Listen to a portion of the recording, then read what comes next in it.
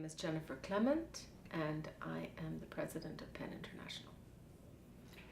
Tell me a bit more about your latest book, Gun Love. Okay, well, Gun Love is a book about gun violence in the United States, but I should say that it's a novel. And so yes, it's about how guns affect a community in the United States, but it's also very much a book about how guns come to Mexico. So more or less, a low number is that 20,000 guns illegally cross the border into Mexico every single day. So much of Mexico's problems has to do with this excess amount of guns that can be bought for very cheap throughout the country. It's a very lyrical book, so it's about a girl and her mother living in a car. So it's not actually, it's not a report on gun violence as such. You're very non-judgmental. So first, take me through what came first. I mean, came the desire to write about that issue that you're aware of, or did the idea of a story first pop into your head? Well, it's actually quite complex because Gun Love is the diptych to the previous novel, which is Prayers for the Stolen, which is about the stealing of little girls in Guerrero to traffic them. And so actually Pearl is in Prayers for the Stolen. So I had already heard about her. So when I wrote Prayers for the Stolen, not thinking of a sequel, because it's not a sequel, but thinking about what would be the next book. And I realized that character, I could write a whole book about her. And so already in Prayers for the Stolen, I knew I wanted to write about the guns. And so guns are very present in Prayers for the Stolen. And I even have done journalistic pieces. So I would say the interest in the guns and writing about guns probably began in 2009. So I knew I wanted to write about this because I think, like many people in the world, I find it bewildering. Excuse me. I find it bewildering that this gun culture in the United States, it's hard to understand, and I find it also completely amoral because it's such huge business. So for example, the University of San Diego did a study in 2007 that if the guns did not come to Mexico, 47% of gun dealers in the United States would be out of business. So it's a big theme that I don't think is talked about enough.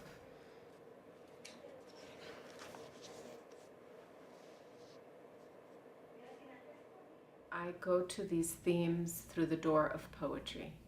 So what does that mean to me? That means that in the greatest darkness, to try and find light, in where there is profanity, to try and find the divine, so that where there's ugliness, I place beauty, and that is my poetical intention. So I do think that the reason why these books are both enchanting, because I think they are, and very beautiful, is because I am approaching the darkest subjects with this kind of language. It has to do with the language that I'm using. So it's language that has nothing to do with what you would normally consider you would use to write about these events. But is that a conscious decision on your part? That you feel that the readership might be wider, or that you just... Oh no, I think probably the readership is smaller, yeah. Okay. So, yeah, because it's... No, it's a conscious aesthetic decision for me as a writer. And also for me, it's a challenge. So if I ask myself, is it possible for me to write about guns with poetry? Is it possible to do that? And that is my challenge as a writer. So I was very happy in the New Yorker that they said that the book was a poetica of gun violence, like a poetics. So that is what I was trying to do. Like, how would you write about all of this with this kind of language? How much work goes into preparation, though? A ton of work. I see my books, they're like icebergs. So what the reader reads is a very small amount compared to what went into writing the book. So, I mean, For example, I've been to the NRA twice. I've interviewed survivors of massacres, like, for example, some of the kids that were in the Batman movie. And, just all kinds of research and interviews. But actually, none of that ended up in Gun Love. But I think the book sits on it, sits on all that research. The same with Prayers for the Stolen. I did so much research for Prayers for the Stolen that you don't see in the novel, but it also sits on it. How much time are we talking about? Well, at least sort of with Prayers for the Stolen, at least, 8 years maybe. Gun Love too. It takes me a long time to write a book. So yeah, a long time, because I sometimes need to find my way. Like, I'm not quite sure what my way is. So for example, Gun Love, a lot of people think that maybe I chose Florida because Florida has this reputation of being, very exotic and full of, strange people. But actually, that's not the reason why I chose Florida. I chose Florida because I wanted very much, and I didn't know this until, into the writing very much, that I wanted the spirits of the native people to be in my book. Because actually, and especially with all my travels and everything, one thing that's very clear is that no native indigenous population has ever been able to win against guns. So guns were what wiped out the native population of the United States. And many of those were in Florida, and they walked the Trail of Tears to try and get away.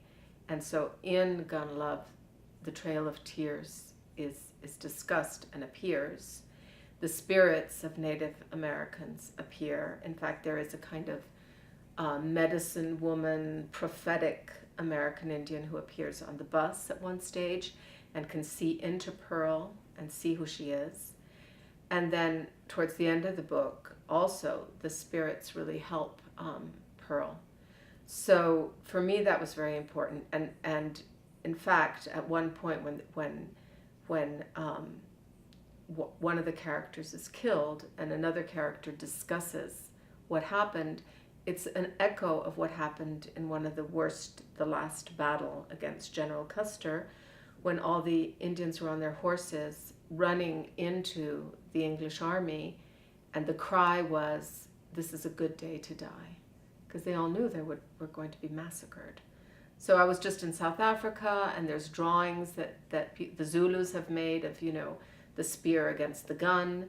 And in India, I was just in the tribal areas of India, and there are all these drawings also of the machete, the knife, the spear, the bow and arrow against the gun. So actually, in the United States, the Second Amendment, they talk about this militia, but actually the real reason was the permission to eliminate the whole native population. So that is there in Gun Love, and I didn't realize that was going to be there, and then it kept growing and growing. So I had to do a lot of research on the Native American people and how they had been almost completely exterminated. So those are like surprises that as you do research, you find these doors that open. Have you ever lived in Florida? No, but I've been many times. So how was the process of researching that area and the feel of that area? Well, I went a few times, but I also received the newspaper on a daily basis from a certain area into my email every day. So for at least about 2 years, I read the local newspaper. And in fact, reading, and it's interesting, I wrote the book under Barack Obama mostly. Well, I guess completely, because he was there for 8 years, yeah. So at a certain point of reading the local newspaper, I started to really feel deeply that the Ku Klux Klan was operating in the area. I mean, I just felt it. And that, it's interesting how reading a newspaper every day, you can start really feeling, what is happening there. And so I put that in. I put the Klan into the book. And sure enough, now with this new president, all these groups that were very hidden are now quite in the open. I mean, so you really did a massive amount of work to get close to the subject. I mean, Oh you yeah, know, a ton of work. it's huge. Yeah. Can you, what sort of advice would you give to writers who, want to tackle controversial issues, but through the eyes of fiction? Well, I mean, what I say to anybody who wants to be a writer is that you have to love to read, and you need to read, and it's very important to read, to be aware of your tradition, to be aware of where you're coming from, and then the social novel. I mean, you know, it's odd to sort of talk about the social novel because the novel has always been social, so it's not like something new of our time. It's sort of born with the genre, so. Obviously, you know, I don't think that most writers are writing to make changes, but they are certainly writing out of something that either, you know, really gives them a lot of pain or bothers them on some level. I mean, in my case, I would say that at least these last 2 books of mine were written from a lot of pain. It's something that really hurts me on some level. I mean, to have little girls stolen in Guerrero is just so terrible, and then all this gun violence and the way it's affecting Mexico, which is a country that obviously my country, and I'm horrified about what's going on here now, and the guns play a big part in what's going on here now. So, but when you look back on history, I mean, there's just so many examples. It's just almost hard to know when to stop.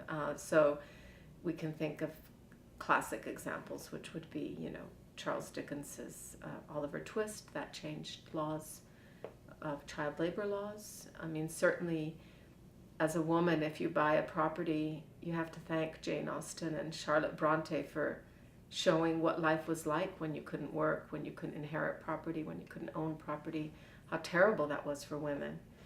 And, you know, Victor Hugo, his books told us about the misery of the poor, and that poor people had their dignity.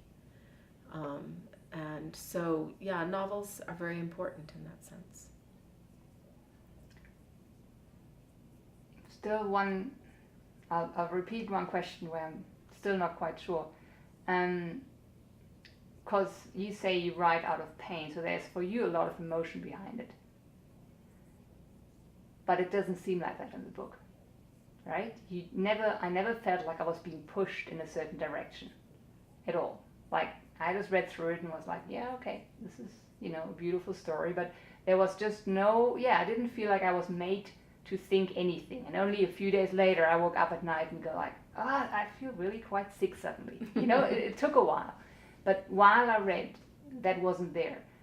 I mean, does that take you a certain sense of constraint, or, you know, how do you get there? To that point where you can write and where you can put that personal emotion aside and write a story where everybody sort of has their pros and cons. You know, even the character that's really pro-gun and pro-Ku Klux Klan does something positive and plays a positive role, you know, in one instance. I would never really want to write a book that was didactic, you know, so I do believe that I'm very conscious of that kind of restraint. So that, for example, in Gun Love, it's Pearl's story, and it's Pearl who's speaking. And so it isn't Jennifer Clement who's speaking, it's Pearl. And so she takes over in this mysterious way that happens when you write. So that is sort of, you know, many writers talk about this happening to them, and I can say that it happens to me. I sort of hear her, and then I kind of let her speak, and so Pearl would never have a sort of opinion about these things other than her own opinion within the context. So I wouldn't impose my, but of course I am making decisions as the writer, but they're not decisions of that kind, of where there's like a sort of a message. I would never write like giving a message. In fact, Gun Love, before I published it, I gave it to to a writer who's also a very a hunter, a very good writer and a hunter. And I had him read it. I said, can you just read this book and make sure that it's okay if you're a hunter reading it? And he said, yes, it was okay. But I just wanted to make sure that that there wasn't any sort of message. I think the story gives you the message.